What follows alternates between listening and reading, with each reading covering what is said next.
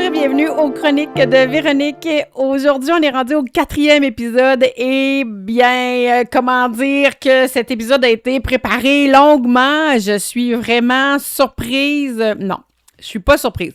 Je suis contente, mais c'est là où je suis surprise de voir à quel point quand je me donne vraiment du temps pour faire des recherches puis comprendre adéquatement le sujet, bien, je peux pas botcher, je dois aller approfondir, puis ça prend pas 5 minutes sur le bord d'un comptoir pour écrire la chronique. Un des segments d'aujourd'hui m'a pris pratiquement 2 heures, si c'est pas 3, mais un bon 2 heures, 2 heures et demie à écrire, et ça m'a surpris de voir à quel point le temps pouvait filer. Mais bref, d'histoire de comment cette chronique s'est préparée. Je suis curieuse de savoir comment vous allez. J'espère que vous allez super bien. Est-ce que vous avez apprécié les dernières chroniques? Peut-être qu'au moment où je vous parle, j'ai des commentaires qui me donnent un peu de feedback à ce niveau-là. Je continue avec beaucoup de plaisir à donner de l'intérêt à ce projet-là qui est le mien, des Chroniques de Véronique. Et je commence avec cette petite anecdote où ça fait un peu le lien entre ce que je vous parle là et ça va s'en aller vers la zone de gris. Très personnel comme petite anecdote. Je vous parle d'un moment d'échange avec ma maman. Je serais surprise qu'elle écoute. Si elle écoute, bonjour maman. Rien de très compliqué. Une discussion simple avec sa mère. Et moi, je me retrouve à dire à ma maman que je trouve ça le fun. Je vis de la fierté par les temps qui courent parce que je sors un peu plus de ma zone de questionnement, de doute, de remise en question et je me retrouve dans l'action et les voix sont plus basses. C'est pour ça que je suis capable de mettre des choses de l'avant et je me sens mieux et je me sens bien dans ce processus-là. Alors, ma mère, elle me dit, ben là, c'est quoi ça, cette histoire-là, ma fille? Voyons donc! Et là, j'étais en train de tenter de lui expliquer ce qui se passait en dedans de moi, puis elle me dit, ben voyons donc, c'est pas possible ça. Puis c'est comme si elle essayait de nier, mais de façon tellement bienveillante, dans le sens que pour elle, ça se pouvait pas que sa fille ne puisse pas s'aimer, soit ensevelie de doutes, soit complètement figée par les peurs de se faire juger, d'être acceptée, d'être choisie, d'avoir un projet qui fonctionne, qui ait du succès, tout ça. Alors, elle, dans sa tête, c'était impossible d'avoir accès à une fille qui soit prise avec ça. Elle dit, ben non, voyons donc, ça fait pas de sens, là, Véronique, là, il faut que tu sortes de là, ben voyons donc. Et tout son discours était à ce niveau-là. Et en même temps que je l'écoutais, j'avais la capacité, j'ai trouvé ça vraiment bien, je me suis vraiment trouvée bonne, d'avoir la distance entre ce que je ressentais et ce qu'elle disait, et j'ai eu la capacité d'entendre ce qu'elle me disait avec la beauté qu'elle voulait me dire, qu'elle me souhaitait d'avoir ça, cette force-là, ce courage-là, de me défaire des pensées envahissantes, de dévalorisation et d'avoir en moi un discours qui m'amenait vers l'action et un peu comme je le disais au début, là, avec des pensées un peu plus calmes et certainement un peu plus joyeuses et positives envers moi-même. Ça, j'ai été capable de l'entendre. Mais pendant qu'elle me parlait, ça l'empêchait pas que ça faisait en dedans de moi, le « Oui, mais maman, même si ton message est beau, tu es en train de nier ce qui se passe en dedans de moi. » Je peux pas empêcher ce qui est là, ben je peux travailler pour qu'il m'empêche pas de faire des choses, mais à quel point j'ai du pouvoir sur l'impulsion de la pensée de doute, à quel point j'ai c'est ça, j'ai du pouvoir sur ces pensées-là dévalorisantes qui arrivent spontanément sans que je les ai demandées. Fait que c'est toute cette mise en place-là qui a fait que j'ai pas fait le retour avec ma maman. J'aurais pu être plus grande fille, puis j'aurais pu lui demander, mais j'ai choisi l'écoute et j'ai choisi de mettre mon énergie parce que ça brisera pas ma relation avec ma mère, parce que je le sais, ce qu'il y a au fond d'elle, puis je sais ce qu'il y a dans notre relation. Alors, c'est pas cette conversation-là où j'ai pas senti qu'elle était en mesure d'accueillir 100% ce qui se passe en moi qui va nuancer ou qui va briser la relation.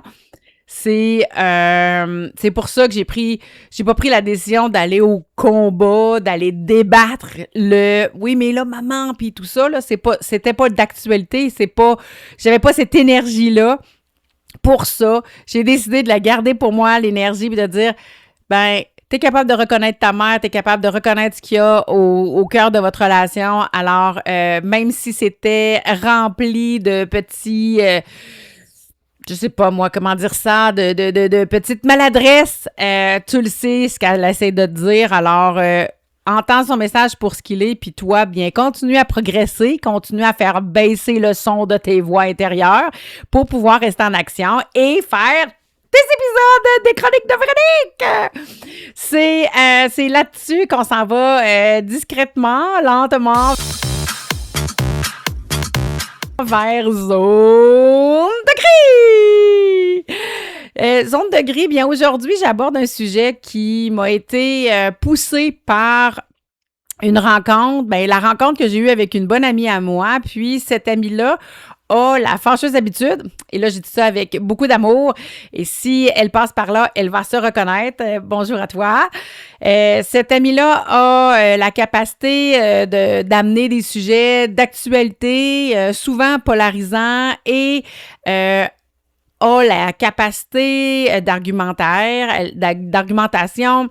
Elle a l'intelligence d'esprit du débat, j'ai envie de dire, et elle sait très bien où elle s'en va, c'est quoi ses valeurs, puis c'est quoi son point de vue dans le sujet qui est abordé. Eh bien, je dirais que lors de notre rencontre, ce moment-là n'a pas été exempt. Non, on s'est offert ce beau moment d'échange-là, elle et moi, où on a la maturité d'aller au bout, de vivre des tensions, mais toujours dans le respect, toujours dans l'ouverture, dans l'accueil de l'autre, mais même si on fait comme « Mais non, tu penses vraiment ça? C'est pas comme ça que ça se passe, là, mais on va dans ces positions-là où on dit « Ah, pour vrai, là, c'est comme ça. » Mais c'est ça, l'échange est sain et ouvert, mais il y a aussi des tensions.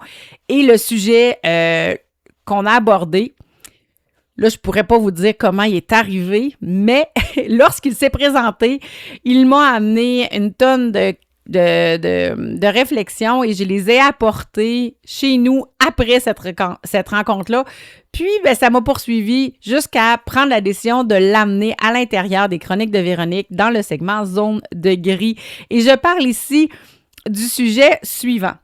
Alors, elle arrive comme ça et elle me dit, cette amie-là, tu sais, Véronique, les femmes ont plus de chances de subir des blessures graves, voire la mort lors d'un accident de voiture.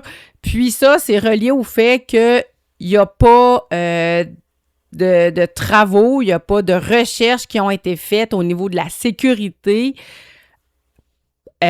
spécifiquement pour le corps des femmes. Fait que là, moi, j'étais comme, mais voyons donc, c'est quoi ce message-là? Puis elle ajoute en me disant, tu sais, on est rendu en 2026 et c'est toujours le cas. Non, c'est pas vrai. Elle dit, on est en 2026 et le mannequin de collision vient juste d'être créé. En fait, là, je fais comme, mais en quoi c'est polarisant? En quoi ce sujet-là pourrait amener parce que la manière qu'elle le disait, moi, je le ressentais comme ça. Je sentais que c'était encore le méchant garçon, l'homme vilain qui a conspiré contre la femme pour y nuire, pour dire « Ha, ha, ha! Un sujet de plus où on va avoir le pouvoir et l'autorité, un sujet où on va pouvoir maîtriser la femme et on va s'assurer qu'on soit supérieur à elle pour survivre dans les accidents de voiture. » Puis, là, si ma copine passe par là, elle sait très bien que ses propos à elle, c'est pas identiquement ce qu'elle a dit. Hein? Je tiens à le dire, là, cette extrapolation-là vient de mon ressenti à l'écoute de son message. Mais je suis... j'ai pas pu faire autrement que de me dire « Ah, mon Dieu, si quelqu'un entend parler de ça sur les réseaux, il y a tellement, mais tellement de chances que ça polarise, qu'on entende encore le message des femmes victimes des hommes dans l'ère du patriarcat. Puis moi, je vis peut-être dans une bulle, je vis peut-être dans une zone du monde privilégiée à 300 millions de fois. Je peux pas dire qu'est-ce qui fait que je suis peut-être remplie de tonnes de billets, mais dans mon monde à moi, je ne vis pas ces écarts-là hommes-femmes. Et quand j'entends des messages qui tendent à amener ce discours-là, puis d'en ajouter une couche, de dire « Ah, voyez-vous les femmes, là, depuis tant d'années, puis là, voici, c'est un sujet supplémentaire, encore là, dans ce domaine-là, on est dévalorisé, on est en arrière, les hommes sont encore supérieurs, là. » Dans cette intention-là, ça me rend... Oh, comment je dirais ça donc? Je tends toujours vers la nuance. Zone de gris. Je tends toujours vers cette nuance-là qui me dit « Je peux pas croire que la personne qui a créé... bon, là, dans ce contexte-là, c'est le mannequin de collision. C'est dit intentionnellement, moi, comment je pourrais faire plus de blessures aux femmes, comment je pourrais m'assurer que. Et là, j'ai décidé d'approfondir le sujet parce que justement, on pourrait dire, bien, c'est la vie, les femmes, l'histoire dit que on a des billets, puis tous les billets dévalorisent ou donnent moins de chance aux femmes. Puis, j'aimerais ça qu'on finisse par sortir de ce discours-là parce que, ben, je fais un petit lien avec l'épisode 3. Je l'ai utilisé, le mot truisme, dans une conversation après l'avoir appris. Puis là, je sais pas si ça se place dans cette phrase-là, mais j'ai envie de dire, tu sais, si tout le monde a des billets, s'il y a des billets partout, bien, si c'est une évidence que tout le monde en a, à quoi ça sert de le préciser? Qu'est-ce que ça l'amène dans une conversation de dire « Ah oui, mais toi, t'as un billet, mais toi, t'as un billet. » Puis l'histoire est remplie de billets. Puis, ben tout le monde, quand il agisse, est rempli de billets. Ouais, mais comment qu'on fait pour sortir de ce message-là? Puis c'est un peu ça que je veux apporter ici aujourd'hui en me disant que, bien, je vais donner plus de détails par rapport aux petites recherches que j'ai faites, puis qu'est-ce qui en est ressorti en lien avec c'est-tu vrai, c'est-tu pas vrai que les femmes sont plus impactées lors des collisions, lors des accidents, c'est ça, versus un homme. Mais il y a aussi tout cet élément-là qu'il pourrait ressortir du « oui, mais c'est une question d'histoire, puis c'est une question de culture, d'époque, puis tout ça nous poursuit encore. » Ben, moi, je pense que c'est beaucoup plus gris que ça, puis surtout avec ce que j'ai trouvé comme élément, je serais bien mal prise d'affirmer que les femmes ont été la victime des hommes dans ce sujet-là. Alors, je tiens à dire que c'était à travers mon propre billet que j'aborde cet élément de l'actualité-là parce que c'est ce que j'ai entendu dans le message de mon amie quand elle me disait « Encore aujourd'hui, en 2026, puis les femmes risquent de plus grands ont de plus grands risques d'avoir des blessures graves ou mourir lors d'un accident. Fait que je sentais comme encore aujourd'hui, là, tu sais, des mots utilisés m'amenaient à dire, bon, on est encore dans le combat homme-femme. Puis ça, c'est un peu ce que j'ai envie de nuancer. Alors, pour retourner spécifiquement à la nouvelle, c'est pas quelque chose d'actualité frais là, du mois actuel. On est dans quelque chose qui date de quand même l'année dernière, mais quand même, sur l'histoire, c'est quand même l'actualité fraîche, pas très tardive que ça. Et pour aller chercher plus spécifiquement des données, bien, on parle que c'est vrai. C'est absolument vrai. Les femmes ont 1,6 fois plus de risques que les hommes d'avoir des blessures graves ou de mourir lors d'un accident. Pourquoi? Parce que c'est ça qu'il faut comprendre. Il faut sortir du biais, il faut sortir des préjugés, il faut sortir de la victimisation, il faut comprendre qu'est-ce qui amène là, puis qu'est-ce qui a donné ces résultats-là. Je fais des petits regards à mes notes. Je m'étais dit que je le dirais pas, là, puis que vous avez la capacité de comprendre pourquoi mes yeux y tournent, juste pour être sûr que... mais là, c'est ça, je joue la fausse, pas la fausse, mais je joue, j'ai pas de téléprompteur, puis j'en voudrais pas, j'ai fait le test, pas pour le téléprompteur, là, mais j'étais allée au Festival d'été de Québec, là, je fais une petite pause, là, mais, et il y avait, il y a encore sur place, mais au moment où vous allez écouter la chronique, ça va être terminé, un genre de kiosque qui nous permet de vivre l'expérience animation chronique où on peut vivre soit l'impro pendant 1 minute 30, parler de notre expérience du festival d'été, ou on lit au téléprompteur quelque chose qui a été rédigé sur ce qui s'en vient dans la journée ou sur ce qui s'est passé la veille. Moi, j'ai décidé d'y aller avec la sécurité, avec l'impro. Je ne sais pas si je vais publier ça sur mes réseaux sociaux, mais si c'est le cas, vous l'aurez peut-être déjà vu. Mais de mon côté, je ne voulais pas y aller avec le téléprompteur parce que j'ai un peu de difficulté avec la lecture à vue. Et c'est ça. J'ai pris la décision, la chose facile. Il reste encore quelques jours au festival. Peut-être que je me risquerai à lire.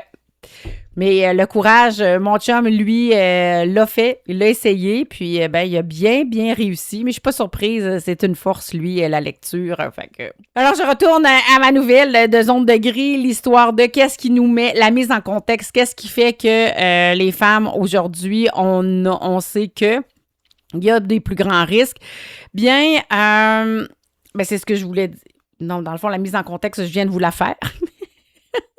Et les constats que j'ai trouvés. Ah oui, puis si vous voulez approfondir le sujet, bien, vous allez trouver en description de cette vidéo-là tous les articles et toutes les comme la bibliographie là, qui m'a permis d'écrire cette chronique-là.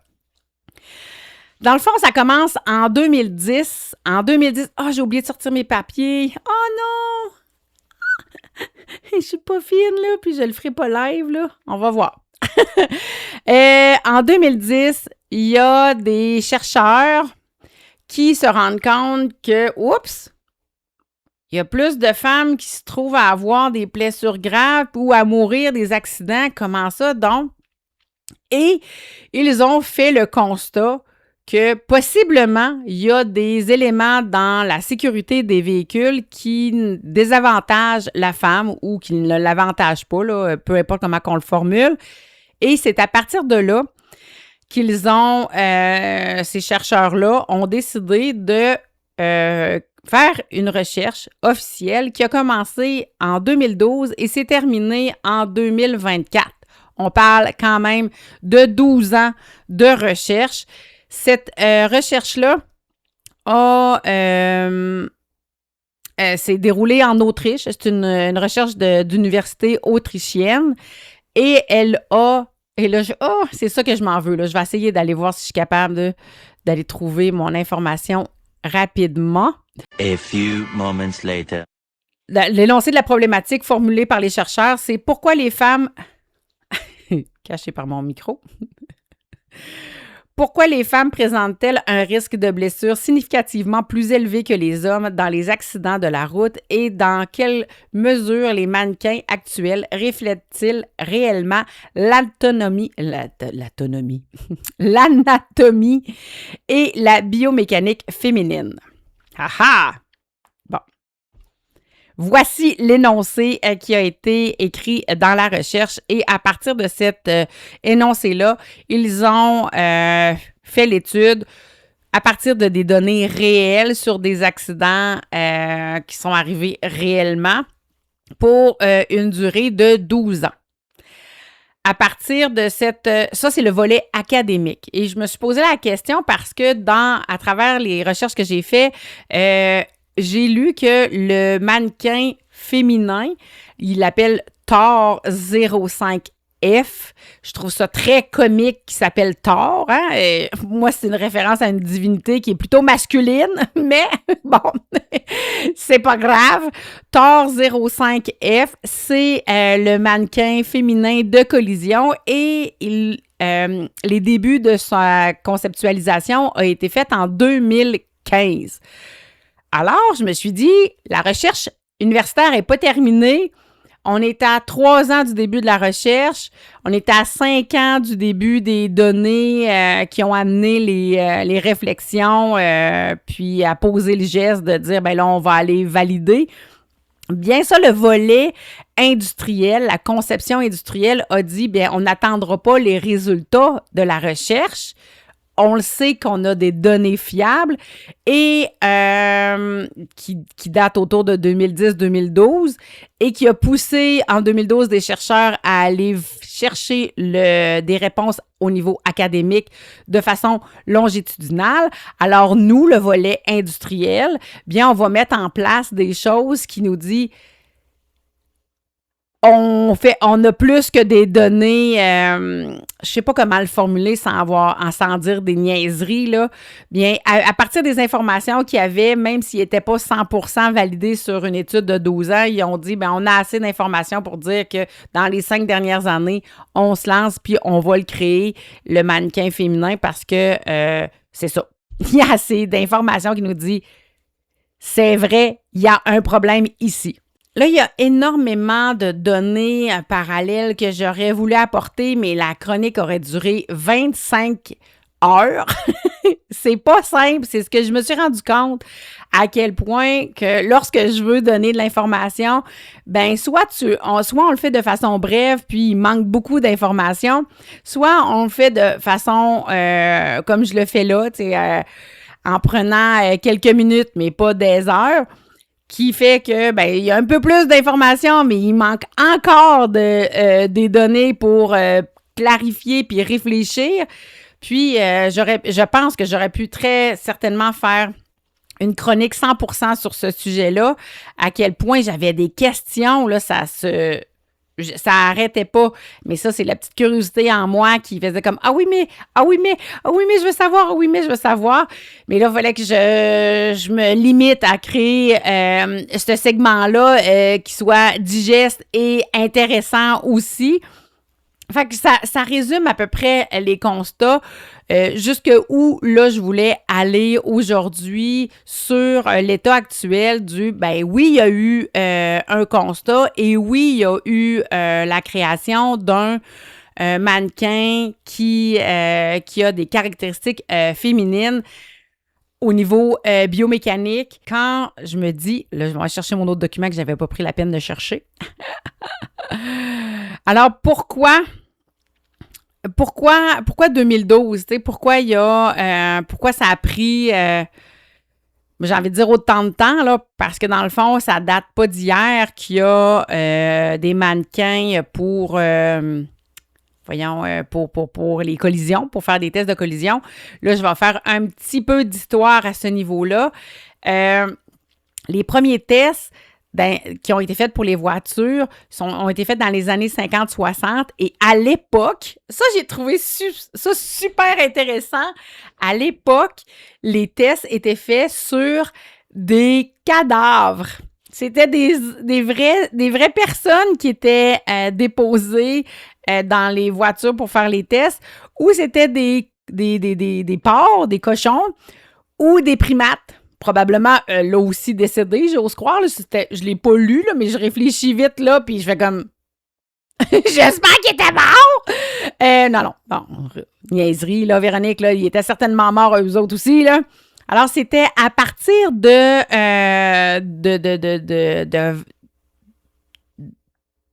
j'ai envie de dire, j'ai d'organes, là, mais d'être vivant décédé, que les tests étaient faits dans les années 60. Ça a pris plus de 16 ans avant qu'il y a quelqu'un qui décide de créer un modèle, lui, mannequin, et il s'appelle le Hybride 3. Et c'est à partir de là que, historiquement, on fixe dans le temps le début des billets, le début de l'écart entre ce qui a amené au résultat de recherche d'aujourd'hui. Parce que c'est ce que je disais tantôt, on se rappelle que la recherche a duré, là, la recherche autrichienne là, a commencé en 2012, elle a terminé en 2024, ça fait 2 ans de tout ça. Fait que ça fait pas des siècles et des siècles qu'il y a une conclusion officielle au niveau académique qui confirme qu'il y a officiellement des écarts entre la sécurité offerte actuellement dans les voitures et pour les hommes et les femmes. Je pense pas que ma phrase était clairement formulée, mais vous avez compris l'essentiel. Je reformulerai pas. Pourquoi 2012? Mais alors, ça n'a pas été avant 2016, avant 1976 que le premier mannequin a été créé. Puis, ça a pris jusqu'en 2015 avant que celui sur les femmes soit fait. Mais pourquoi ça a pris autant d'années? Mais parce que, il n'y avait pas des données numériques autant par le passé. Entre, mettons, 1976 et 2010, c'est l'année où les chercheurs ont eu comme une alerte de dire « Oh, il y a beaucoup de données qui commencent à se cumuler puis à nous dire qu'il y a peut-être un enjeu là, on devrait aller vérifier. » Fait qu'entre 1976 et 2010, les données numériques, la quantité de données était pas aussi grande, puis c'est dans les années qui ont entouré 2010 que là, les données étaient en grande quantité pour amener une réflexion élargie et une réflexion valide pour dire, ben on a quelque chose à investiguer à ce niveau-là. Ensuite, il y a les avancées en modélisation. Ça paraît-tu qu'il y a quelque chose qui cache ma note? Il y a des avancées au niveau de la modélisation biomécanique. Alors, à partir des années 90, il y a plus de recherches qui ont été faites à ce niveau-là. Alors, on ajoute les données, on ajoute la modélisation mécanique. Et on termine avec un pouvoir politique, une pression politique européenne, là, hein, on est en Europe parce que la recherche s'est faite en Europe, sur la sécurité routière et leur objectif de diminuer les décès sur la route. Alors, ces 3 éléments-là ont amené les actions qui ont été posées par la suite. C'est pas suite à un scandale, c'est pas suite à tu sais, des fois, les recherches sont poussées parce que il y a eu des choses qui ont sorti dans les nouvelles, dans l'actualité, qui a poussé des organisations à faire des recherches, mais dans le contexte, là, c'est pas ça. C'est un constat scientifique qui a été posé suite à l'analyse de données qui a poussé la réflexion à dire « OK, on devrait se pencher là-dessus. » C'est mes petites notes que j'avais prises. J'étais toute fière de mes petites notes. Autre fait qui est super intéressant, c'est, je me suis posé la question, tu sais, est-ce que la femme a eu accès à son permis de conduire? Parce que, tu sais, dans mon désir de faire des nuances, puis d'amener un élargissement du point de vue, bien, je me suis posé la question, est-ce que la femme a accès en Amérique, j'ai posé la question pour l'Amérique du Nord, a eu accès à un permis de conduire en même temps que l'homme? Parce que ça aurait pu jouer de dire, bien, si les femmes n'ont pas le permis de conduire, ça aurait pu influencer la non-réflexion de faire un mannequin féminin, même si elle était dans la voiture. Tu sais, il n'y en avait pas plus pour les enfants. Ça a pris du temps, ça aussi. Mais je n'ouvrirai pas la porte sur l'enfant parce que c'était pas le sujet que j'avais eu avec ma copine qui a poussé la création de cette chronique-là. Ben non, ce n'est pas un élément, ce n'est pas un enjeu parce qu'en Amérique, en Amérique du Nord, depuis les années 1900, la femme peut avoir son permis au même titre que l'homme en même temps, même si dans les mœurs, même si dans la culture, la femme prenait moins le volant. Elle avait accès, l'autorisation, la possibilité de le faire. Ce n'est pas un enjeu qui aurait pu influencer l'action de ne pas faire de mannequin féminin. Tourne la page, tourne la page. C'est en 1990, entre 90 et 2000, que Hybride 3 se féminise. Mais c'était quelque chose de fait de façon, j'ai envie de dire, pas totale. Alors, c'est pas l'ensemble du corps, c'est une poitrine qui est ajoutée, qui est pas 100% représentative du corps féminin, là, de la poitrine féminine. Dans sa forme, oui, mais pas dans sa constitution. Ça a pris quand même, entre 1976 et 90, ça a pris près de 20 ans avant que y ait je le dirais pas, la création d'un mannequin féminin. Mais je tiens à préciser, toujours dans cette zone de gris-là, que ce mannequin-là a été conçu avant que les données amènent la réflexion. On dit que les données cumulées des accidents ont permis aux chercheurs de dire « on va aller vérifier pour voir s'il y a vraiment un enjeu au niveau sécurité pour la femme » en 2010. Et c'est 90-2000 que le mannequin féminin est arrivé. Il n'était pas idéal, mais il a été réfléchi par l'industrie. Ils ont réalisé qu'il y avait peut-être des différences. Encore là, je pense que c'est important de nommer. Oui, le mannequin super génial, idéal est arrivé en 2025, mais les gens ne sont pas restés les yeux croisés avec des œillères pendant tout ce processus-là. Il y a des réflexions qui ont été faites à l'intérieur des entreprises. Est-ce que c'est au niveau académique qui a poussé ou c'est au niveau industriel qui a poussé? Ça, ce bout-là, j'ai la question en même temps que je vous parle à ce moment-là, fait que je le sais pas. J'ai pas de réponse à cette question-là. Ça serait peut-être intéressant. Mais moi, je trouve que la nuance est importante à apporter, que le processus a continué même avant que les chercheurs soient alertés. C'est là où je vais faire un petit peu de temporalité, où j'ai trouvé les données pertinentes, c'est-à-dire que l'étude a commencé en 2015 et, pas vrai, j'ai dit 2012, ça c'est pour la femme. Mais juste un peu avant, dans les années 90, pendant qu'on créait le mannequin avec Hybride 3 5F. On dirait que le 5F a de l'air d'être assez une donnée de base quand on veut le mannequin pour la femme. Bien, pendant qu'on faisait le mannequin pour la femme, parallèlement, on travaillait sur la version avancée du mannequin masculin qu'on appelle Thor. Et là, je ne sais pas comment ça marchait. Encore là, c'est une autre question qui me vient en tête. Les deux étaient peut-être assis dans la voiture. Je ne sais pas comment ils font les tests. J'ai tellement de questions qui me viennent, là. Vous n'avez pas idée à quel point c'est vraiment super intéressant, mais ça demanderait des heures de recherche et des heures de création. Alors, on va se satisfaire de ça. Puis si on trouve les réponses au fil du temps, bien, ça me fera plaisir de les partager.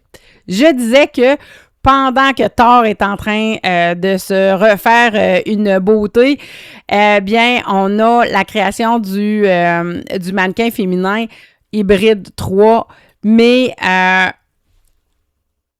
il reste quand même que ce n'est pas la version améliorée, là. Hein? On part il y avait juste un mannequin masculin, on prend le même mannequin masculin, on y fait un volet plus... on y met des seins.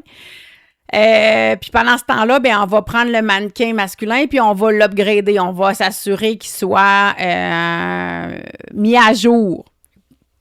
Là, je ne sais pas pourquoi à ce moment-là, en 90, ils n'ont pas décidé de dire ben on va le mettre à jour pour les deux. Peut-être que ça s'est passé comme ça, mais puis qu'ils n'ont pas appelé pareil. Là, c'est le bout où j'ai une belle curiosité. Du côté du mannequin féminin, il est arrivé parce que c'est vrai, là, je tiens à dire, là, entre 90 puis l'arrivée du mannequin, là, on parle de 15 ans. Ça a pris 15 ans avant que le mannequin Thor 5F est arrivé. Et ça a pris le même nombre d'années entre le moment où ils ont construit qui ont revampé là, le mannequin masculin là, de partir du hybride 3 et l'amener à Thor, ça a pris 15 ans. Ah, mais c'est pour ça qu'ils l'ont pas pu. Je viens d'allumer. Thor n'existait pas avant 2015. Fait que c'était difficile. C'était difficile de le faire une version féminine. Et Thor n'existait pas encore. Il a été fini d'être conceptualisé en 2015. Allô, Véronique? J'ai toutes mes réponses ici. Je fais ça live, moi. Les prises de conscience.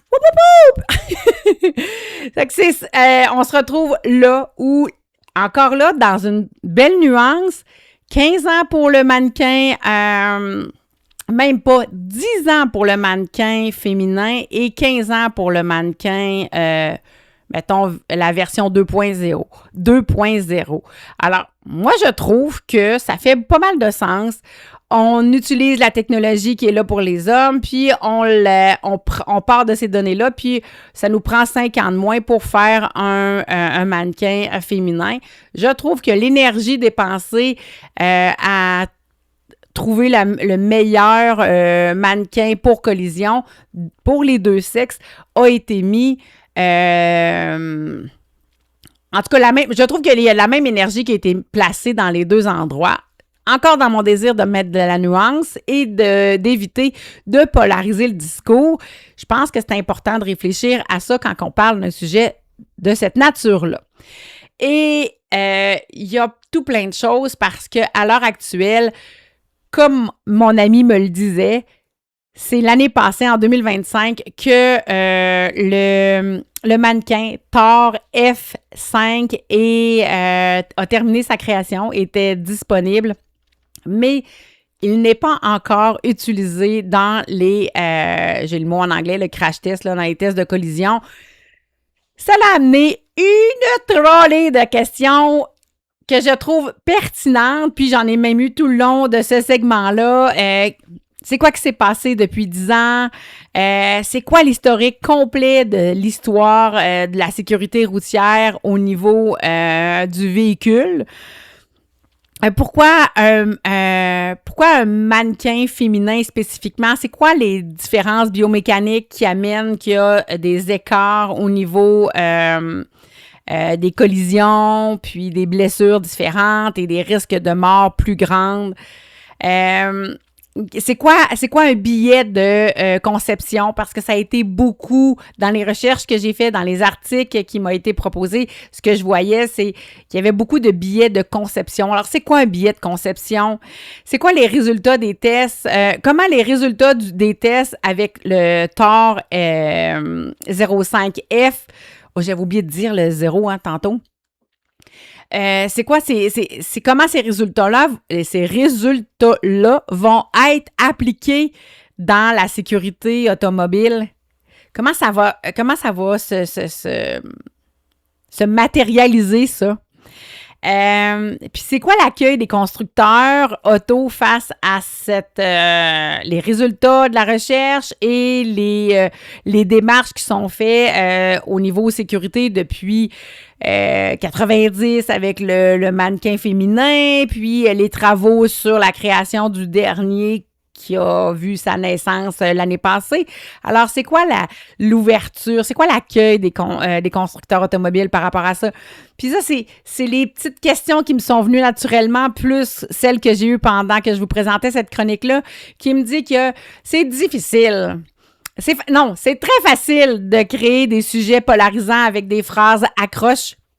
Mais ultimement, là, dans la réalité, là, il y a tout ça de nuances. Il y a tellement d'éléments que c'est impossible pour moi de dire que les hommes, dans le passé, qui ont travaillé dans la sécurité automobile, ont fait poser des gestes de façon intentionnelle pour nuire à la femme. Et je ne peux pas faire autrement que de dire « soyons tellement plus intelligents que les discours polarisants.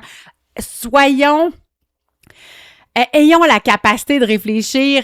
Puis si moi, à travers cette chronique-là, je peux vous donner de la matière un petit peu plus mastiquée pour parce que vous n'avez pas le temps, parce que vous êtes fatigué, parce que vous n'avez pas l'énergie, mais que vous savez qu'en écoutant ce bout de chronique-là, ben vous avez un petit peu plus de détails qui vous permet d'arriver lors d'une discussion puis de dire à la personne en face de vous, oui, mais fais attention, là. Quand tu dis que les femmes sont négligées ou sont à plus à risque. Oui, mais attends, ça n'a pas été fait parce que la femme est moins considérée. Ça n'a pas été fait parce que la femme, pour nuire, ça n'a pas été fait parce que c'est ça. Il n'y a pas d'autre raison, là. Il faut garder en tête que ces actions-là, au fil du temps, ont été posées parce que la question ne s'est pas présentée. Parce que, initialement, je dis pas que tout le monde est comme moi puis que je suis tellement meilleure, mais moi, là, avant d'avoir cette information-là, qu'il y avait une différence biomécanique, moi, je pensais pas. Je le savais pas, ça. J'ai entendu parler d'accidents dans la vie, puis je me suis jamais dit « Oh mon Dieu, les femmes meurent plus! Oh mon Dieu, les femmes sont plus grièvement blessées que les hommes! » Je l'ai pas eu, ce questionnement-là. Alors, pourquoi si moi, je l'ai pas eu, je m'attendrais que des gens l'aient, ce questionnement-là. Puis à partir de ça, il y a certains qui vont me dire « Oui, mais Véronique, il y en a que c'est leur étude, il y en a qui passent leur temps à analyser ces données-là. » Ben oui, mais il y en a empêché des données, il y en a énormément des informations à colliger. Alors, qu'est-ce qui fait que dans un sujet ou un autre, on va porter attention? Et moi, j'ai envie de dire, merci et bravo à ceux qui ont vu, qui ont eu la curiosité, qui ont eu l'alerte des données en 2010, puis à dire oh, il y a peut-être quelque chose là. Puis moi, c'est ça que je remercie. C'est pas le passé qui nous paraît aujourd'hui inéquitable. Moi, je remercie la capacité de ceux qui ont eu l'intelligence d'aller saisir la petite donnée qui a permis de dire « Oh, il y a quelque chose qui va faire qu'on va être capable de mieux protéger dans l'avenir, mais que le passé n'a pas été fait pour, favoriser un genre à l'autre. » J'espère que la nuance est toute là puis qu'elle fait sens, puis que Zone de gris aura permis de souligner les nuances qui sont apportées, parce que moi, j'adore ça, les nuances. Puis, j'aime ça aller au bout, j'aime ça comprendre. Je me pose énormément de questions dans différents sujets, mais entre autres, dans celui-là, je le sais que je ne suis pas allée au bout. Il y a peut-être des éléments qui vont ressortir dans les commentaires qui vont m'amener à pousser le sujet. Je terminerai en disant que j'aurais aimé ça, moi, ou j'aimerais ça être un petit oiseau, retourner à l'époque où, en 1976, quand le premier mannequin a été créé, puis que, historiquement, on est capable de dire que c'est à partir de ce moment-là qu'il s'est passé une erreur et qui a différencié la femme et l'homme au niveau de la sécurité routière. Ben, la sécurité en voiture. Alors, j'aurais aimé ça, moi, être là dans ce local-là, avec ces gens-là, à aller voir, réfléchir et c'est quoi qui était là? C'était quoi leur état d'esprit? Qu'est-ce qui s'est passé? Justement pour apporter toute cette nuance-là, pour de dire OK, le gang, on peut-tu le voir de cette manière-là plutôt que de tenter d'accumuler une zone, pas une zone, mais tenter d'accumuler des éléments qui donnent à penser que la femme est la victime de l'homme?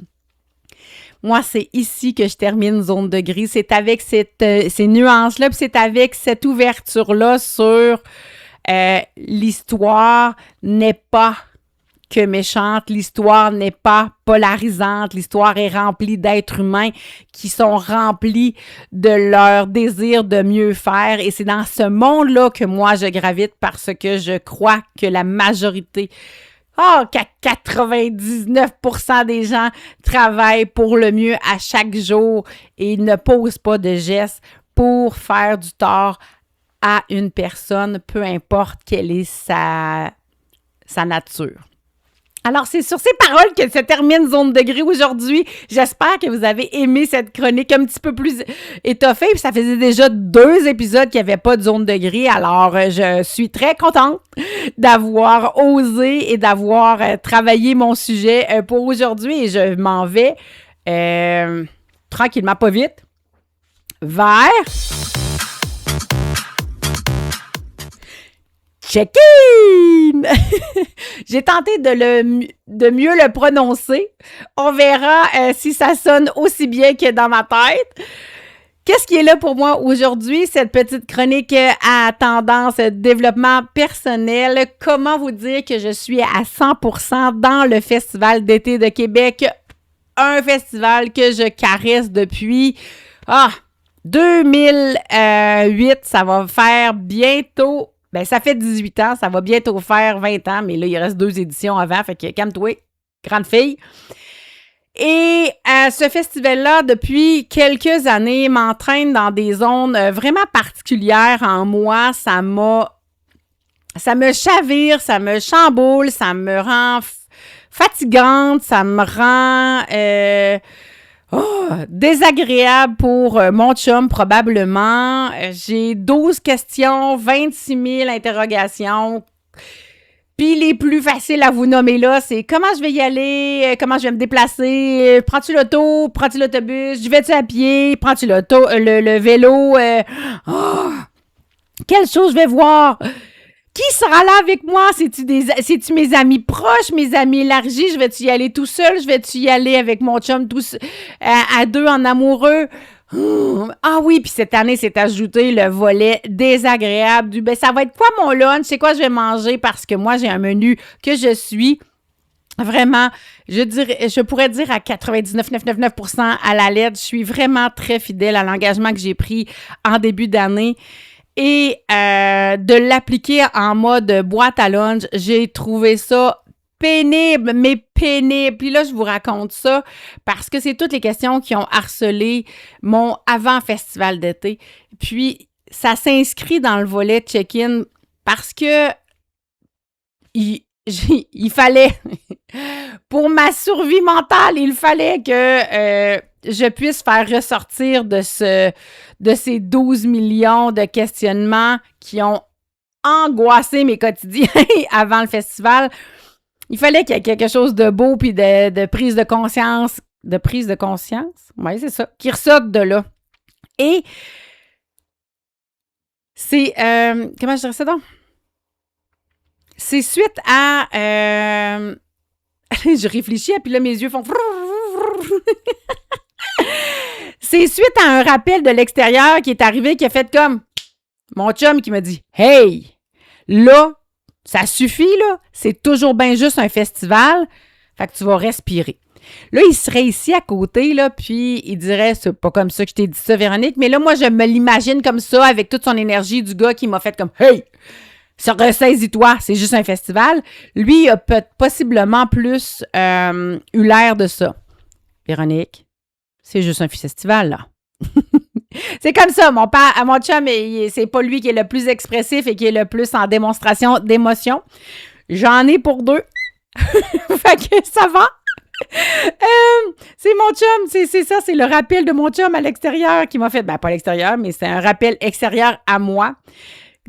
Mon chum. Et le deuxième, c'est une pensée que j'ai eue et que je pense que j'ai dit dans un des épisodes qui a précédé celui-là, où je me rappelais quand, lors de ma formation, Guillaume Dulude, c'est une formation que j'ai suivie cette année, qui s'est terminée en mars, précog.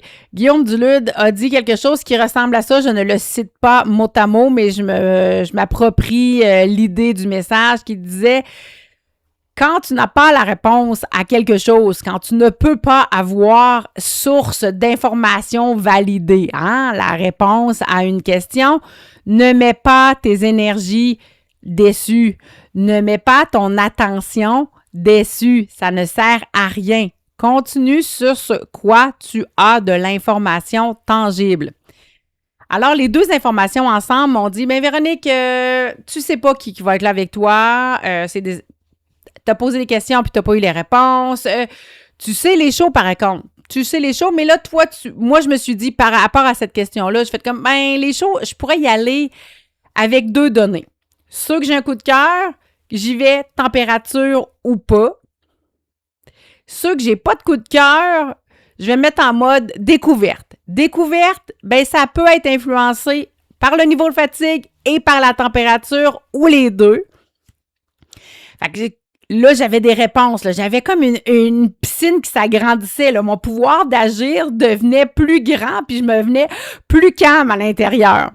Et quand j'ai ajouté à ça, pour les options de la boîte à lunch, parce que ça a été vraiment problématique, pour vrai, c'était... j'ai fait des demandes auprès de ma coach, j'ai pas été satisfaite de la réponse. J'ai fait des démarches auprès de copilotes. Encore là, je tourbillonnais. Je suis tombée sur des vidéos-cours, là, des shorts sur YouTube, puis je voyais des gens se faire des wraps. Non, des rouleaux de printemps. Fait que j'ai fait comme, oh, quelle belle option. Mais là, je me disais, mon Dieu, ça va me prendre du temps. J'ai pas les outils, j'ai jamais fait ça. J'ai pas les outils, j'ai pas les feuilles de riz. Mais j'ai fait la démarche, je me suis rendue à l'épicerie, j'ai pris j'ai fait l'effort d'acheter des feuilles de riz, puis j'ai essayé.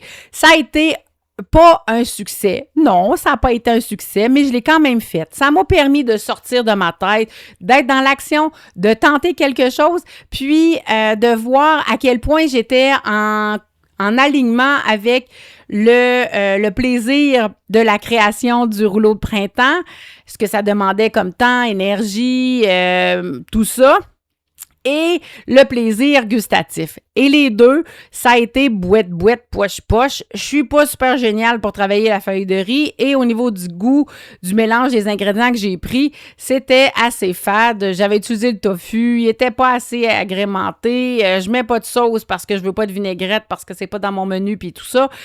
Ça a été un peu boche. J'ai pas trouvé ça génial. Et dimanche, je suis allée à Michael Bublé, puis j'ai vu une amie à moi qui venait pour uniquement ce show-là, et je l'ai vu avec son petit fajitas keto. Je me suis dit, c'est mon option. Tu vas à l'épicerie et tu sors par là, ma chérie. C'était vraiment, je sais pas pourquoi. C'est pas la première fois, là, que je vais au festival d'été. C'est pas la première fois que je fais des tortillas, là, des wraps, là.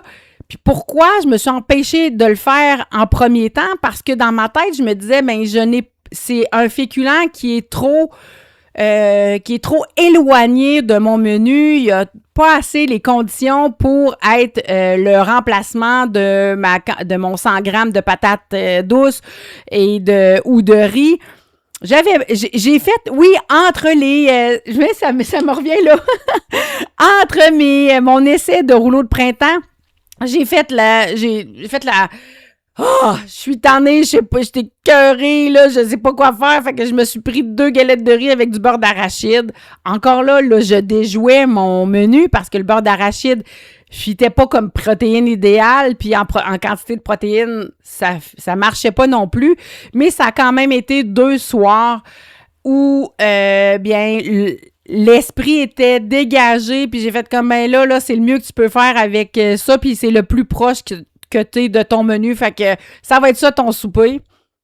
Puis c'est le 2e soir où j'ai vu ma copine avec son tortilla. Elle me l'a pas dit que c'était keto, là, mais moi, ça m'a fait penser à aller trouver une alternative dans les produits santé en me disant, c'est sûr que je vais trouver quelque chose, que quelqu'un va en fait une création d'un tortilla de légumes sans farine, en tout cas, quelque chose qui allait s'approcher des valeurs nutritionnelles de la patate douce ou du riz. Puis là, je suis tombée, c'est ça, sur le tortilla keto, qui est pas 100%, mais qui est tellement proche, fait que j'ai fait comme libération! Ah oui, puis j'en ai acheté un ou l'autre aussi, que c'est à partir de maïs. Ouais, qui fait un petit peu plus mexicain, si on veut, là. J'ai essayé celui mexicain avec... Puis j'ai changé ma protéine, j'ai lâché prise. C'est des charcuteries, j'ai pris du jambon tranché, forêt noire, puis j'ai pris de la dinde tranchée. J'ai fait comme là, c'est 10 jours de festival d'été, il y en a 4 de passé. Ma grande championne, là, si ton corps réagit mal, puis t'es tellement éloigné de ton menu, ce que je ne crois pas, bien... tu vas accepter ça, là, parce que là, il faut que ça reste plaisant, il faut que ça soit agréable, ce festival d'été-là. J'ai baissé le niveau des paroles avec la boîte à lunch 2.0, avec mon tortilla keto et mes viandes. On en parle, c'est de la charcuterie, le jambon, puis la dinde, là, mais c'est pas du salamini, du pepperoni, puis du pain de poulet, puis du ballonné, là, hein? Ah, bon. Fait que ça a fait que tout ça, en dedans de moi, a pu se détendre parce que j'ai eu le rappel de l'extérieur de mon chum et de cette pensée-là qui m'est réapparue en me disant « Hey, t'as du pouvoir sur des faits, des éléments réels et concrets.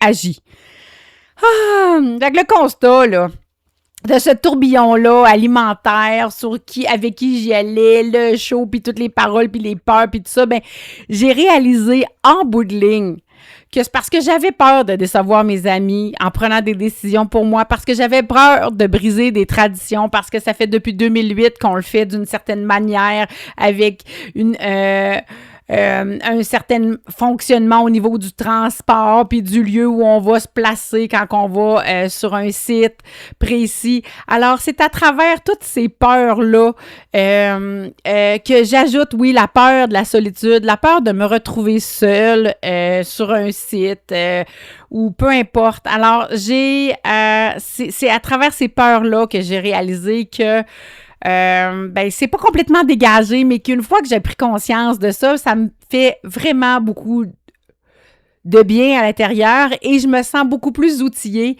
à agir pour le mieux, de façon saine et de façon plus mature. Ça fait pas que je suis complètement dégagée, ça fait pas que toutes les réponses sont là, mais au minimum, les voix intérieures sont plus basses, puis j'ai un pouvoir d'action plus réel, plus concret dans ma réalité à moi. Ben, c'est ça, en plus réel, c'est dans ma réalité à moi. Et je réalise aussi que, le FOMO, pour ceux qui ne savent pas ce qu'est le FOMO, alors on parle ici de Fear of Missing Out, d'avoir peur de manquer quelque chose, bien là aussi, parce que les voix sont plus basses, bien, on dirait que ce FOMO-là est moins présent. Il est pas parti à 100%, mais il est plus aligné. Lui, il est pas plus aligné, mais moi, je me sens plus alignée, alors lui, il est plus loin. Parce que ça veut dire que de faire les choses à manière... Ah oui, c'est ça, la prise de conscience que j'ai faite, c'est que de faire les choses à ma manière, ça voudrait dire que je pourrais être seule, des fois. Pas toujours, mais que ça se pourrait. Puis ça, il faut que je commence à l'intégrer, puis à l'accepter, parce que de faire les choses pour moi, ben là, ici, ma boîte à lunch, elle a peu d'impact sur mon environnement, mais de choisir le lieu, de choisir le spectacle, de choisir ma manière de m'y rendre, ben si elle s'additionne pas, puis que pour moi, pour une raison, j'ai choisi de ne pas nuancer ça parce que ça s'additionne pas bien avec la manière que les autres procèdent, ben c'est aussi correct que ça soit comme ça. Puis c'est tout un cheminement, là! C'est toute une tonne de questionnements qui en finissent pas. Et que... je me suis laissé des petites notes.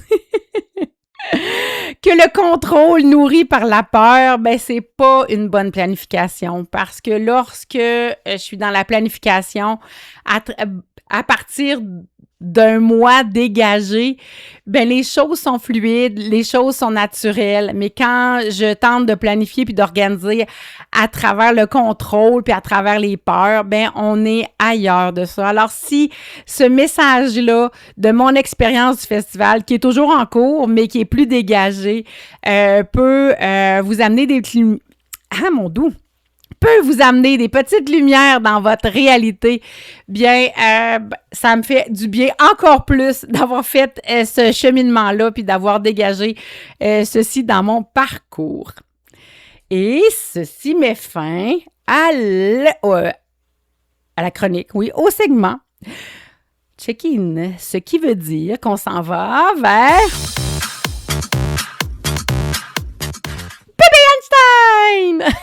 Je sais pas pourquoi je mets tant d'énergie, mais bon, c'est ça qui est ça.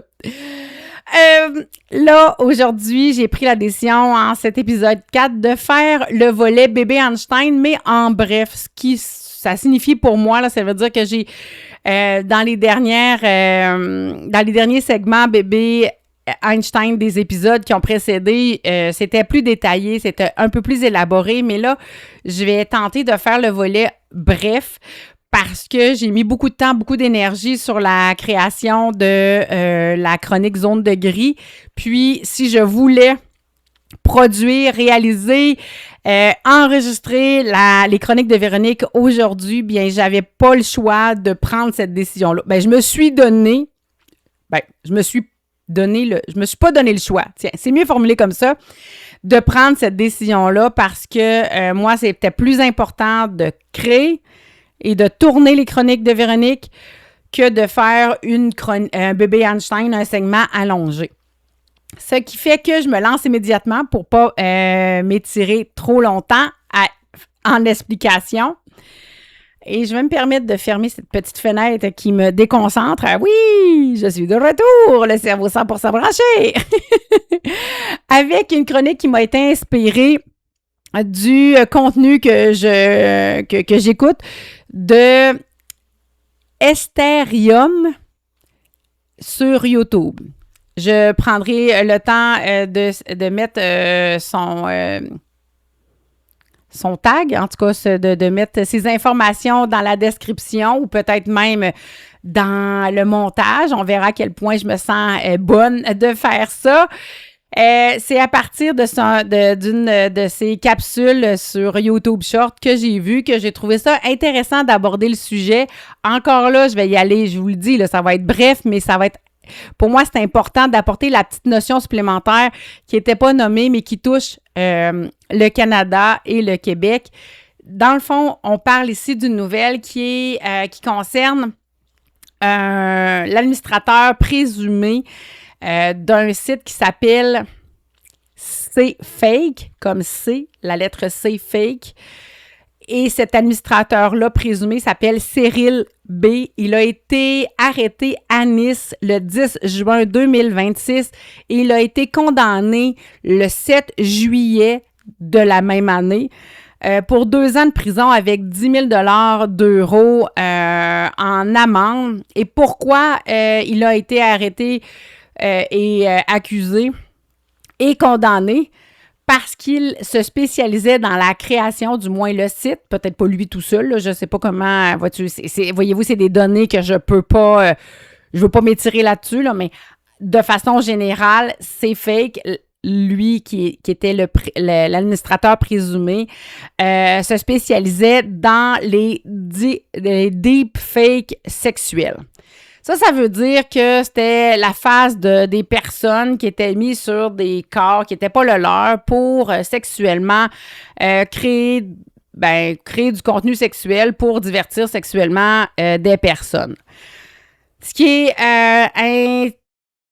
important de nommer, puis ce qui était vraiment déconcertant dans cette nouvelle-là, que je suis allée faire des petites recherches quand même. Je me suis permis d'aller chercher des informations. On parle ici de 300 000 images disponibles, d'environ 50 nouveaux contenus par jour environ de disponibles, 200 000 comptes utilisateurs et 4 millions de vues. C'est vraiment questionnant de voir à quel point l'industrie du sexe est... J'ai-tu le droit de dire ce mot-là sans être censuré sur YouTube? Ah! Je vais dire l'industrie du X, on va dire ça comme ça, peut vraiment attirer des gens. Je comprends là, l'importance de tout ça, là, c'est-à-dire de pouvoir avoir une vie et tout ça, mais puis surtout quand tu le sais, là, parce que c'est fake, probablement que le site n'existe plus, là, mais quand même. Mais moi, je vous dis tout ça, là, cette nouvelle-là, là, avec ces détails-là, parce que, bon, en Europe, c'est interdit, ce n'est pas légal d'utiliser le visage d'une personne, puis de faire des deepfakes, puis ça l'est pas, hey. Je recommence et je vois le temps passer. Ah! J'ai toujours à cœur de pas faire des chroniques de Véronique qui durent des éternités, mais bon, je me peux plus de parler. J'aime ça. Donner de l'information pertinente que je trouve intéressante à partager. Je reviens à la nouvelle que j'annonce là.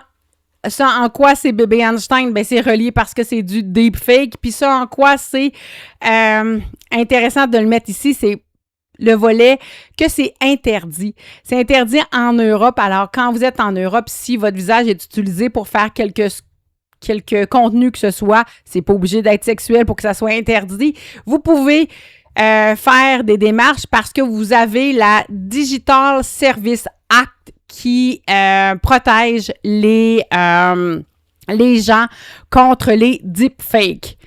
Peut-être que mon accent est trop merdique. C'est deep, pas deep. Deepfake. Ça va-tu mieux comme ça? Oh là là! Je m'étirerai pas sur le côté pervers, sur la quantité de comptes. J'ai pas pris le temps de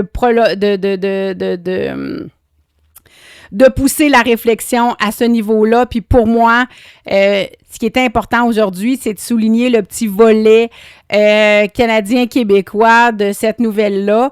C'est-à-dire que il n'y a pas de loi spécifique contre les deepfakes au Canada.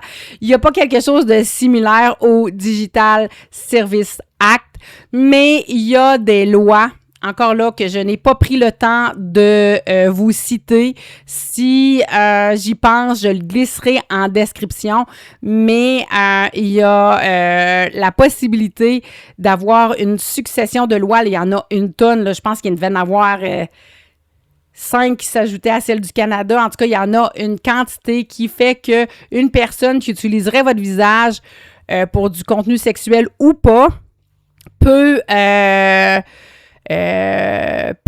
poursuivie. C'est sûr que ça n'empêche pas les vilains d'utiliser vos trucs, mais vous avez quelque chose qui vous protège. Bien, vos trucs, ça veut dire votre visage, là.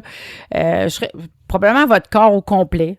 Mais là, dans le cas-là, je pense que c'était des visages qui étaient utilisés.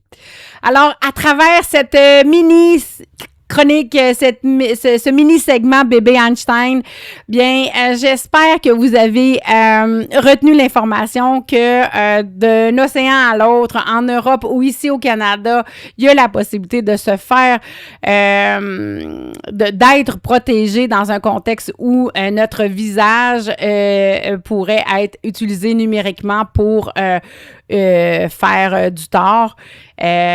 Et ce qui est intéressant, c'est de garder en tête que c'est pas parce qu'on est public, c'est pas parce qu'on est sur les réseaux sociaux, que ce soit par le bonheur, pour le bonheur, pour le divertissement, par curiosité, comme moi je fais, ou parce qu'il y a du glamour. Parce qu'on est célèbre ou parce qu'on fait des médias traditionnels ou autres, peu importe quelle est la raison pour laquelle on est sur on crée du contenu, notre visage, notre corps ne peut pas être utilisé contre ou sans notre consentement. C'est mieux formulé comme ça. Ceci met fin à Bébé Einstein. Et on s'en va vers Micro-KO! Une petite pause qui sera pas une citation, pas une pige aujourd'hui, mais une blague. Alors, c'est plutôt, comment je dirais ça? Donc, ce n'est pas une blague très drôle, mais ça m'a fait sourire quand j'ai vu cet élément-là sur, encore là, probablement YouTube Short. Et là, ici, je parle, je vais vous le dire parce que moi, je suis assez effrême que je vais tout le déconstruire. Alors, je vois quelqu'un qui est dans la vidéo, là, qui réfléchit, là, qui est en train de penser, puis qui se dit en lui, maintenant, je vais scraper. Je peux pas faire des blagues. Je peux pas faire ça, moi, je scrape tout. Aïe, aïe, aïe. Comment je formule ça? OK, je vais essayer, là. Donnez-moi la chance. Je me lance. OK, j'y vais. Aujourd'hui, dire à quelqu'un, moi, j'ai fait mon parcours scolaire sans utiliser ChatGPT, c'est le nouveau. Dans mon temps, ça me prenait 5 km à pied pour aller à l'école. J'ai trouvé ça très drôle. Ça s'est peut-être passé juste dans ma tête. Peut-être que c'était hilarant juste dans mon esprit, mais je trouve ça très magnifique. Peut-être que vous aurez accès à ce contenu-là. Dit ou imaginez mieux que ce que je viens de vous le faire, mais au minimum, vous aurez la référence en esprit.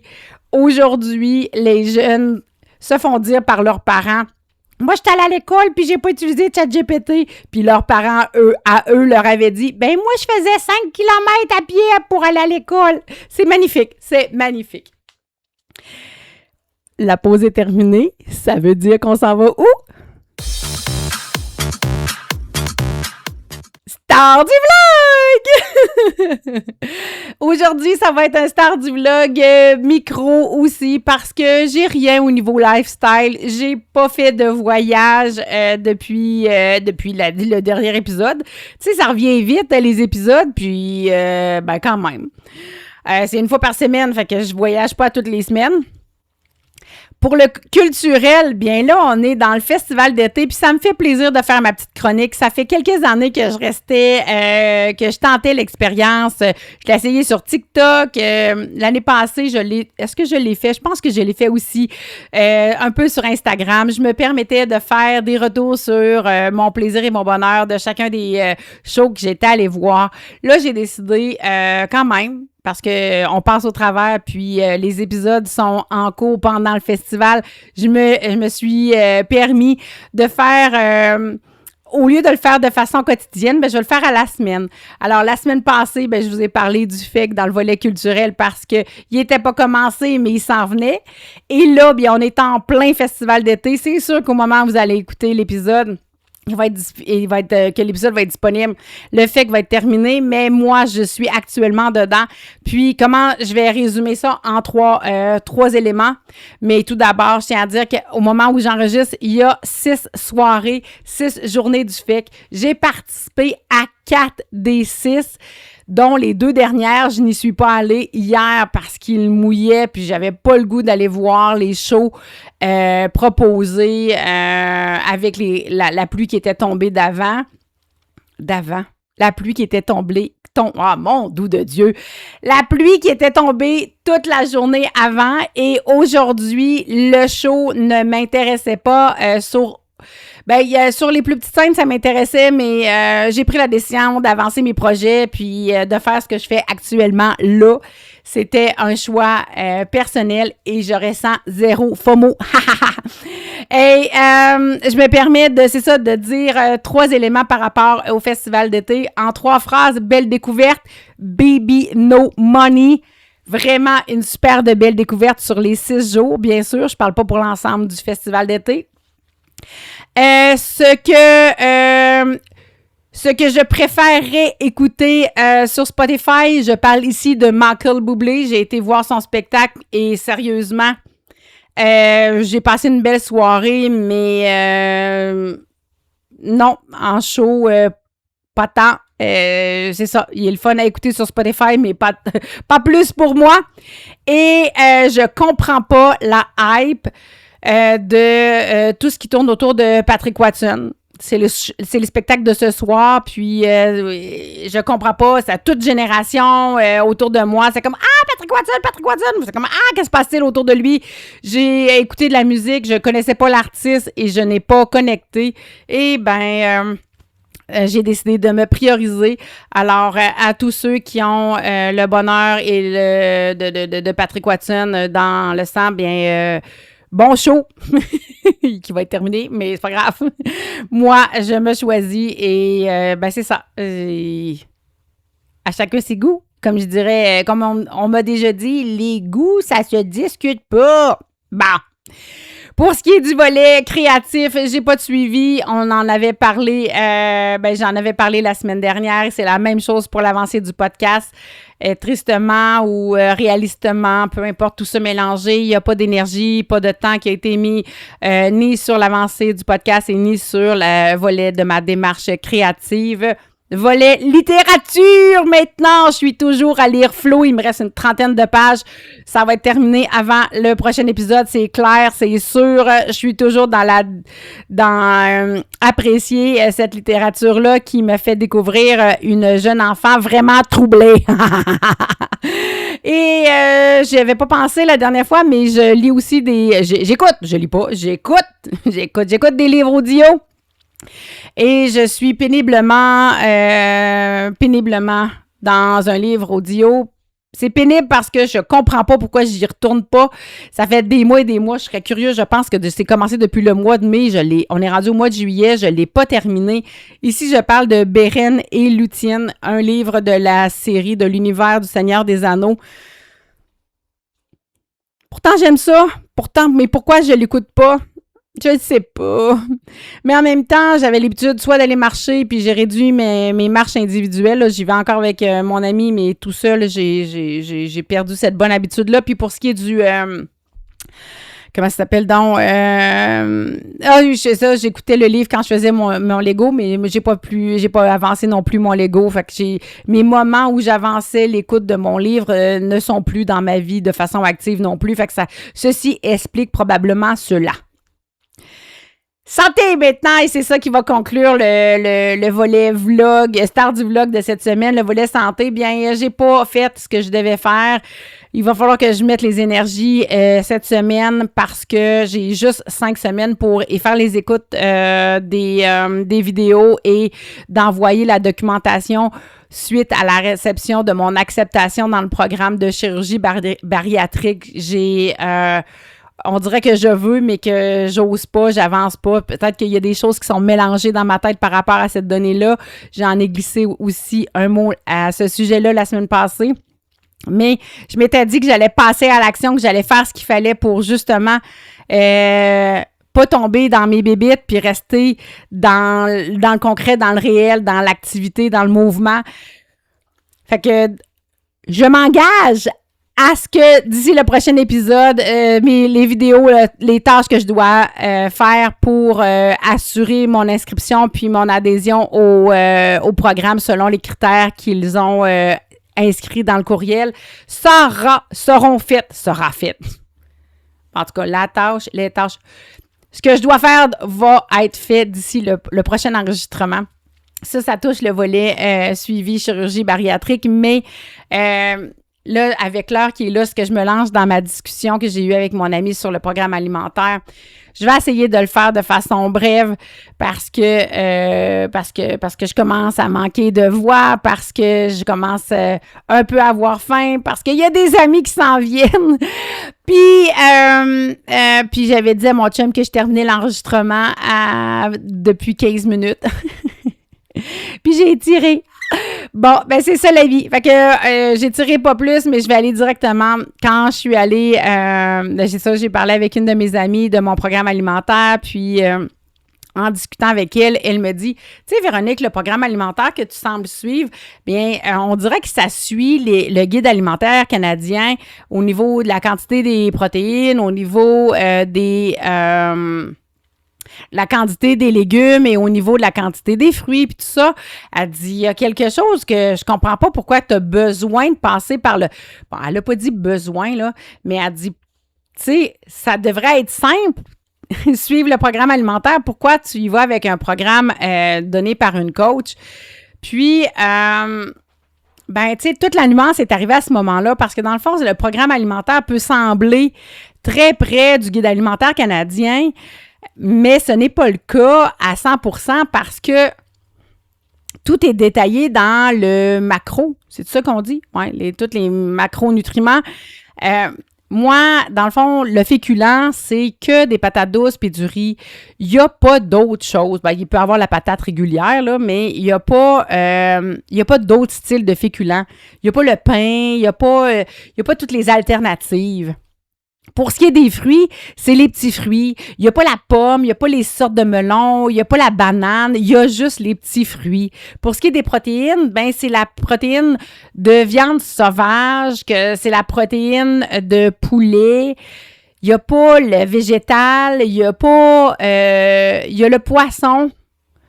Puis, ça ressemble à ça. Fait qu'il y a des restrictions. Puis ces restrictions-là, ben en fait que quand je pensais avec la nutritionniste avant de débuter le programme en janvier 2026, bien, je pensais que j'étais compétente puis je pensais que j'étais bonne, moi, avec le guide alimentaire, mais ça ne donnait pas de résultat malgré que j'étais au gym depuis 2 ans. Et là, en commençant un programme alimentaire plus restrictif et avec un entraînement plus ciblé, bien, j'ai des résultats. Il y a quelque chose qui se passe. C'est sûr que les questions qu'elle me posait, bien, comment tu vas faire quand tu vas vouloir ramener ton alimentation plus comme naturelle, plus comme tout le monde, comment tu vas faire pour réintégrer les autres fruits puis tout ça, je le sais pas. Ben, les autres aliments, c'est toutes des questions pour lesquelles j'ai pas les réponses. Puis si on se rappelle bien, la thématique de la journée, ça sera, t'as pas les réponses, ben tu donnes pas ton attention à ça. Ben c'est avec cette intention-là que je prends conscience en nommant là, mais par rapport à ma démarche depuis le mois de janvier, j'ai pris la décision d'être un peu militaire, d'être un peu œillère, fermée de... Comment je dirais ça de façon positive en me disant, je me pose pas les questions qui, pour l'instant, ont pas besoin d'être posées. Je décide de suivre le programme, j'ai décidé de faire confiance, ça a pris... Les semaines qui viennent de passer, j'ai obtenu des résultats au niveau de mon programme d'entraînement. J'ai obtenu des résultats au niveau de mon programme alimentaire. Bon, ben là, je m'en tiens à ça. Puis quand j'aurai pris la décision de passer à l'étape du maintien, ben à ce moment-là, j'intégrerai dans ma tête des questions pour lesquelles je pourrais avoir à ce moment-là. Mais pour l'instant, je suis pas en maintien, je suis en désir et en volonté de perdre de poids. Puis pour ça, ben le moyen que j'ai choisi, qui peut être questionné, mais qui ne fait pas de moi quelqu'un qui qui ne mange pas bien. Je mange restrictif, mais je mange ce que j'ai à manger. Mon corps, je me sens bien, puis je me sens fonctionnelle. Bien, c'est la méthode que j'ai choisie qui me permet d'avancer. Puis là, ben, ce que je me souhaite, c'est que dans un futur proche, ben la connexion avec le département qui s'occupe de la chirurgie bariatrique pourra me donner des réponses et on pourra fusionner le tout et faire que pour une fois dans ma vie, j'aurais peut-être atteint un poids naturel et santé que je souhaite égal et me permettra de maintenir à vie sans vivre des problématiques, des rechutes, puis de redevoir à recommencer toute ma relation dysfonctionnelle avec la nourriture, là. Alors, c'est ce que je me souhaite pour l'avenir. Fait que c'est les données qui résument mon état de santé au niveau alimentaire et physique. Et c'est ça qui met fin au contenu du segment Star du vlog. Et je vous amène tranquillement pas vite vers la conclusion de cette magnifique chronique de Véronique pour aujourd'hui, épisode 3. Je vous remercie d'être là. Je vous remercie de donner un sens à tout ceci. Si vous avez le goût de pousser le processus, bien, n'hésitez pas à commenter et à faire ce qu'il faut pour que le tout soit dynamique et qu'on puisse avoir une relation parasociale. Alors, soyez avec moi en relation parasociale à travers les commentaires et les différents outils pour rendre le tout dynamique, chers amis. Et c'est en attendant la prochaine chronique de Véronique et que je vous souhaite de passer de magnifiques moments et de très belles journées. Non, c'est pas comme ça que je l'ai dit, ma phrase, c'est de magnifiques moments, de très belles journées et au plaisir. Ah oui, c'est ça. Il me restait juste à ajouter et au plaisir de vous revoir ici ou ailleurs. Bye bye!